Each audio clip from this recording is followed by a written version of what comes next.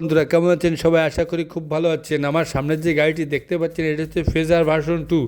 এই গাড়িটির সমস্যা ব্যাটারিতে ঠিকমতো চার্জ থাকে না। ব্যাটারি লাগানোর পরে দু একদিন চলার পরে গাড়ি বন্ধ হয়ে যায় হঠাৎ হঠাৎ করে। আমরা এই গাড়িটির সমস্যা পেয়েছি যে গাড়িটির ব্যাটারিতে ঠিকমতো চার্জ হচ্ছে না। এর জন্য আমরা এই গাড়িটির সিট ট্যাঙ্কি খুলেছি, খোলার পরে ওয়ারিং লাইন চেক করে যে সমস্যাটি পেয়েছি সেটা হচ্ছে গাড়িটির যে রেকটিফায়ারটি নষ্ট হয়ে গেছে। এই জন্যে আমরা একটি নতুন রেকটিফায়ার লাগিয়ে গাড়িটিতে স্টার্ট করব এবং স্টার্ট করার পর দেখব কি সঠিক হয়। স্টার্ট করার পর দেখছি যে ব্যাটারি লাইন ছাড়া এর হেডলাইট ঠিকমতো জ্বলে এবং হর্ন দিলেও হেডলাইট বন্ধ হবে না এবং গাড়ি বন্ধ হবে না। তাহলে বুঝতে পারবেন যে আপনারাও যে রেকটিফায়ারটি নষ্ট হয়ে গেছে। এই কারণে আমরা একটি নতুন রেকটিফায়ার ইনস্টল করে দিয়েছি। এই দিক দেওয়ার পরে দেখছি যে গাড়িটি অ্যাকুরেটভাবে কাজ করছে, কোনো সমস্যা নাই। ভিডিওটি ভালো লাগলে চ্যানেলটিকে সাবস্ক্রাইব করে দেবেন এবং অন্যকে দেখার সুযোগ করে দেবেন। ধন্যবাদ।